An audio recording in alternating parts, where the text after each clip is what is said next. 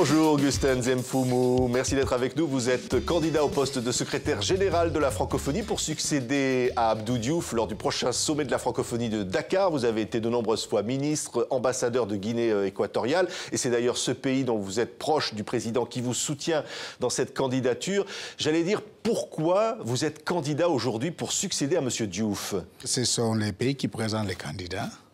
Alors je suis présenté par mon gouvernement, par le président comme personne, mais le gouvernement de la Guinée équatoriale, oui, comme candidat de la République de Guinée équatoriale au poste de secrétaire général de la francophonie.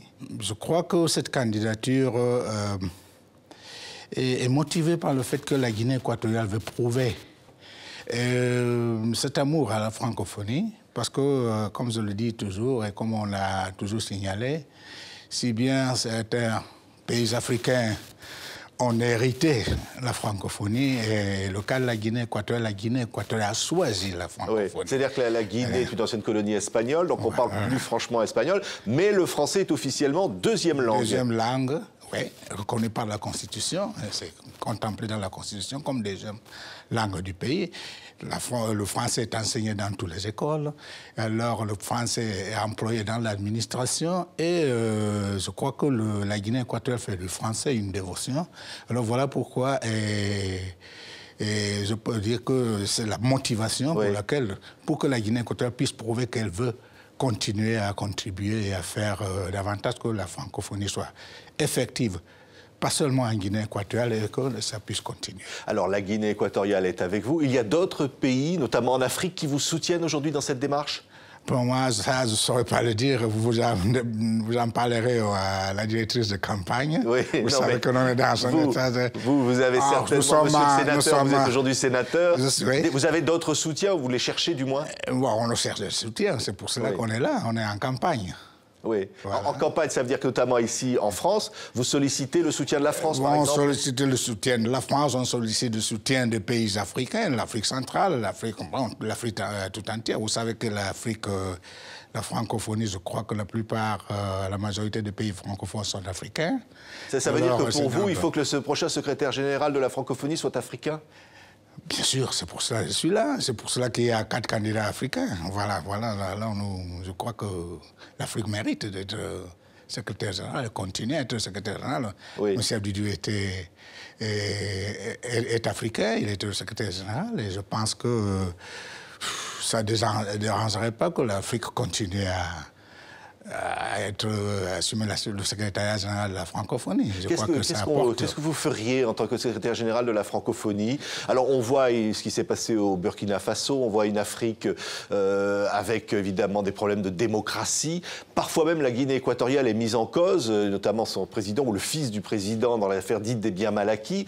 Il y a aujourd'hui une situation où l'Afrique doit prouver qu'elle est capable de faire vivre la démocratie. Non, et la Guinée équatoriale et ma candidature s'appuie justement sur cette volonté de faire progresser la démocratie, cette volonté de faire en sorte que la bonne gouvernance soit africaine. Et je vous dirais que la Guinée équatoriale est en train de faire des efforts dans ce sens. Vous savez, en Guinée équatoriale, le président vient d'appeler et le gouvernement vient d'appeler à une réunion générale de tous les acteurs politiques de la Guinée équatoriale pour s'asseoir sur une table et discuter de l'avenir du pays.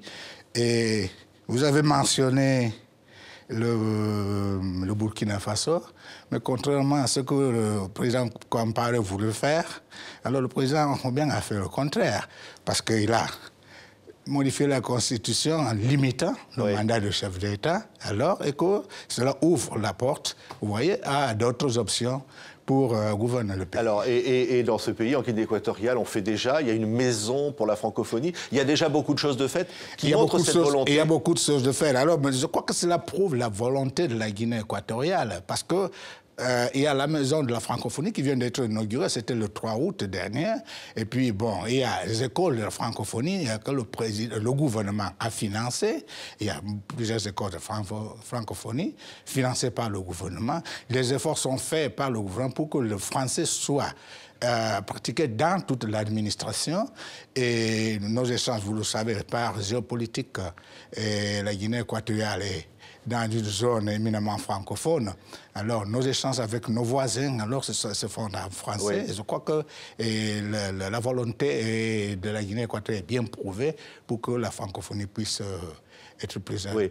Si vous êtes désigné secrétaire général de la francophonie, quelles seront vos premières priorités? On parle de la jeunesse, on parle du développement économique, on a parlé de la démocratie. Quelles seront vos priorités? Les priorités, bon, la priorité de tout, je crois que la francophonie vraiment insiste sur la diversité.